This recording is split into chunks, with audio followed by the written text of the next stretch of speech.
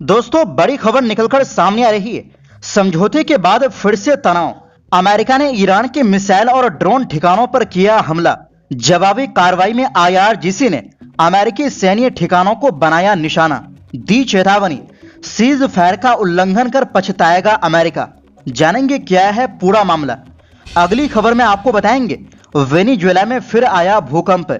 मौत का आंकड़ा 1000 के करीब, 50,000 से ज्यादा लोग अब भी लापता। जानेंगे अब तक कितना नुकसान हुआ और क्या है ताजा हालात। इनके अलावा आपको बताएंगे अमेरिका की मध्यस्थता में लेबनान और इजरायल के बीच समझौते पर हुए हस्ताक्षर, लेकिन हिजबुल्लाह ने अमेरिका की पूरी कोशिश पर फेर दिया पानी। तो बिना समय गवाए बात करते हैं खबरों की। दोस्तों, अमेरिका और ईरान के बीच तनाव एक बार फिर बढ़ता हुआ दिखाई दे रहा है। अमेरिका ने शुक्रवार रात ईरान के कुछ सैन्य ठिकानों पर हवाई हमले किए और बताया जा रहा है कि ये करीब 1 घंटे तक चला। मतलब अमेरिका ने 1 घंटे तक ईरानी ठिकानों पर हमला किया। अमेरिकी सेंट्रल कमांड सेंटकॉम का कहना है कि ये कार्रवाई कुछ दिन पहले स्ट्रेट ऑफ हॉर्मुज के पास एक व्यापारिक जहाज पर हुए हमले के जवाब में की गई। अमेरिका के मुताबिक इन हमलों में ईरान के सिरिक द्वीप पर मौजूद missile storage, drone launch site और तटीय रडार सिस्टम को निशाना बनाया गया। यानी समुद्र के नजदीक ईरानी रडार सिस्टम को भी निशाना बनाया। वहीं ईरान के रेवोल्यूशनरी गार्ड आईआरजीसी ने दावा किया कि उसने इन हमलों का मुकाबला किया और हमले में केवल निगरानी टावरों को नुकसान पहुंचा। यानी ईरान ने अमेरिका के ज्यादातर हमले को हवा में ही रोक दिया, जिससे अमेरिका जो दावा कर रहा है कि उन्होंने मिसाइल स्टोरेज, ड्रोन ठिकानों और लॉन्च साइट को भी निशाना बनाया, तो वहां पर कोई नुकसान नहीं हुआ, बल्कि सिर्फ रडार सिस्टम को नुकसान पहुंचा है। यानी यह हमला ऐसे समय में हुआ है जब ईरान और अमेरिका के बीच समझौते पर साइन हो चुका है। लेकिन इस समझौते से इजरायल खुश नहीं है, ये तो पूरी दुनिया जानती है। शायद इजरायल को खुश करने के लिए ट्रंप ने यह कदम उठाया होगा। सैन्य विशेषज्ञों का मानना है कि अमेरिका की यह कार्रवाई किसी बड़े युद्ध की शुरुआत नहीं, बल्कि जैसे को तैसा वाली रणनीति का हिस्सा है। यानी ईरान ने जहाज पर हमला किया तो अमेरिका ने जवाब में सीमित सैन्य कार्रवाई की। अमेरिकी अधिकारियों ने भी संकेत दिया है कि फिलहाल उनकी सैन्य कार्रवाई यहीं तक सीमित है और वे तनाव को और ज्यादा नहीं बढ़ाना चाहते। इसके तुरंत बाद शनिवार 27 जून को ईरान की सेना इस्लामिक रेवोल्यूशनरी गार्ड आईआरजीसी ने भी पलटवार करते हुए खाड़ी क्षेत्र में उन सभी ठिकानों पर हमले शुरू कर दिए जहां अमेरिकी सैनिक तैनात हैं। ईरान ने कड़ी चेतावनी दी है कि वो सिर्फ अपने समुद्री क्षेत्र की रक्षा कर रहे हैं। आईआरजीसी ने साफ कहा कि अमेरिका ने हाल ही में हुए समझौते की शर्तों का उल्लंघन किया है और इसीलिए उसे जवाब दिया गया, और अगर अमेरिका ने दोबारा हमला किया तो इसका और भी बड़ा और घातक अंजाम होगा। ईरान की संसद के सदस्य इब्राहिम अजीजी ने एक्स पर लिखा कि अमेरिका ने एक बार फिर बातचीत के बीच ईरान पर हमला किया है। युद्ध विराम का यह उल्लंघन अमेरिका के लिए पीछे हटने और पछतावे की वजह बनेगा।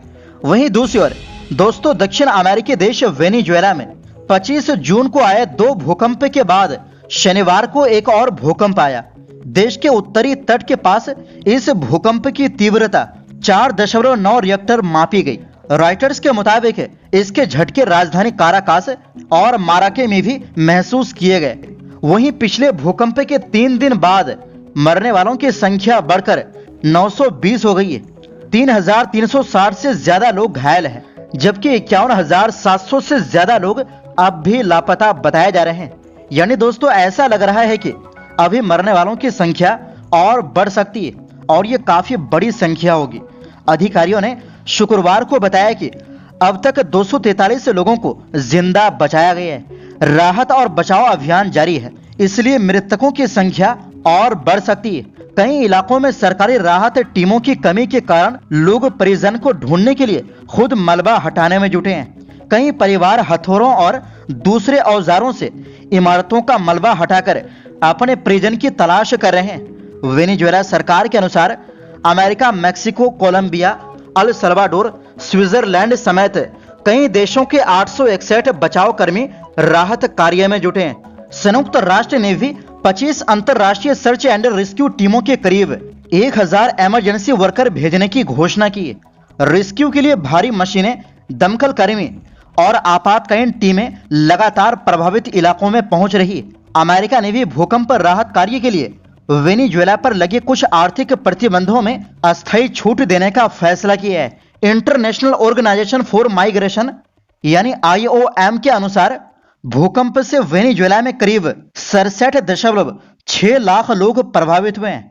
इनमें लगभग 20 लाख लोग राजधानी काराकस में रहते हैं। बड़ी संख्या में लोगों के घर ढह गए हैं। वो खुले आसमान के नीचे या अस्थायी शिविरों में रहने को मजबूर है। वेनेजुएला के नेशनल असेंबली के अध्यक्ष जॉर्ज रोड्रिगेज ने कहा कि मलबे से जिंदा निकाला गया हर व्यक्ति किसी चमत्कार से कम नहीं है। इससे पहले सरकार ने बताया था कि 39,000 से ज्यादा लोग लापता है। भूकंप की भयावहता की असल तस्वीर अभी आना बाकी है। इस आपदा से वेनेजुएला की अर्थव्यवस्था को 9.5 लाख करोड़ रुपए के नुकसान हो सकता है।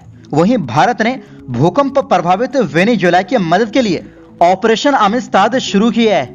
विदेश मंत्री एस जयशंकर ने बताया कि भारतीय वायुसेना के 2 C-17 विमान भारतीय सेना की फील्ड हॉस्पिटल यूनिट और 35 टन से ज्यादा राहत सामग्री लेकर वेनेजुएला के लिए रवाना हो गए हैं। उन्होंने कहा कि भारत इस कठिन समय में वेनेजुएला के साथ खड़ा है और राहत एवं बचाव कार्यों में हर संभव सहयोग देने के लिए प्रतिबद्ध है। वहीं दूसरी ओर दोस्तों, अमेरिका की मध्यस्थता में वाशिंगटन में इजरायल और लेबनान के बीच कई दिनों तक चली बातचीत के बाद एक नए समझौते पर हस्ताक्षर हो गए हैं। हालांकि इस समझौते के बावजूद इजरायल के प्रधानमंत्री बेंजामिन नेतन्याहू ने साफ कर दिया है कि जब तक हिजबुल्लाह पूरी तरह हथियार नहीं छोड़ देता तब तक इजरायली सेना दक्षिणी लेबनान से पीछे नहीं हटेगी। नेतन्याहू ने कहा कि इजरायल फिलहाल दक्षिणी लेबनान में अपने कब्जे वाले सुरक्षा क्षेत्र को बनाए रखेगा। हालांकि कुछ इलाकों की जिम्मेदारी धीरे धीरे लेबनानी सेना को सौंपी जाएगी, लेकिन उन इलाकों में ना तो हिजबुल्लाह को आने दिया जाएगा और ना ही अभी वहां से बेघर हुए लोगों को वापस लौटने की अनुमति मिलेगी। वहीं लेबनान के राष्ट्रपति ने इस समझौते का स्वागत करते हुए कहा कि ये देश की संप्रभुता बहाल करने और इजरायली कब्जा खत्म करने की दिशा में पहला कदम है। उन्होंने भरोसा जताया कि एक दिन लेबनान का पूरा इलाका फिर से उसके कंट्रोल में होगा और सभी लोग अपने घरों को वापस लौट सकेंगे। दूसरी तरफ हिजबुल्लाह इस समझौते से बिल्कुल सहमत नहीं है। हिजबुल्लाह का कहना है कि यह समझौता अमेरिका के दबाव में कराया गया है और इसमें लेबनान के हितों का पूरा ध्यान नहीं रखा गया। संगठन ने चेतावनी दी कि अगर इस समझौते को जबरदस्ती लागू करने की कोशिश हुई तो देश के अंदर नए विवाद और तनाव पैदा हो सकते हैं। जानकारी के मुताबिक इस समझौते के तहत इजरायली सेना की वापसी धीरे धीरे होगी और जिन इलाकों से सेना हटेगी वहां लेबनानी सेना तैनात की जाएगी।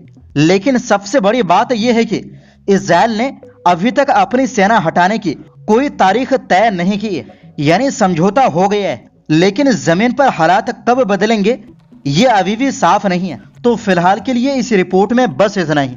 फिर मिलते हैं एक नई रिपोर्ट्स के साथ।